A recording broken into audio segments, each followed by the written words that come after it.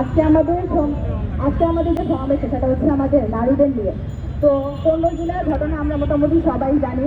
15 জুলাইয়ের আগে যে আমাদের কোটা সমস্ত আন্দোলনটা ছিল, তখন আমাদের নারী শিক্ষার্থীরা তারা ছিল সামনের কাতারে থাকতো। যখনই সেই ঘটনাটা হলো, তারপর থেকে আমাদের ভাইয়েরা আমাদেরকে নিরাপত্তার স্বার্থে তারা থাকতো সামনে, আমাদের রাখতো মাঝখানে, আবার তারা ছেলেদের সাইডে থাকতে পিছনে। কিন্তু 15 জুলাই যে মিশন করো বর্বরতারা আমাদের দেখিয়েছে, ছাত্রলীগ নামে টোকালি, আপনারা বলেন টোকালি, কিন্তু আমি বলবো খুনিলি।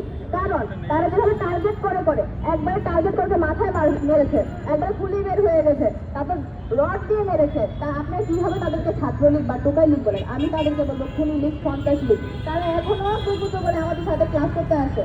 আমরা স্বাধীনতা এনেছি, কিন্তু আমরা কাছে চুপ করে, কিন্তু তারা খুবই বুক টান টান করে ক্লাসের মধ্যে আসে।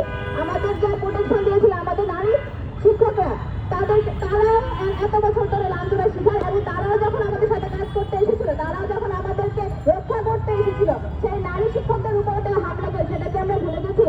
যদি দোষ দিতে হয়, আমার সামনে যে মিডিয়া কর্মীরা আছেন তাদেরও কিন্তু দোষটা দিতে হয়, আপনাদের ঘাটেও কিন্তু দোষটা যায়। সেই যে ঘটনাতে ফুটেজগুলো, সেটা কি আপনাদের কাছে নেই? আপনারা কি তাদের ধরিয়ে দিতে পারেন না? আপনাদের কাছে কিন্তু ফুটেজটা বেশি আছে।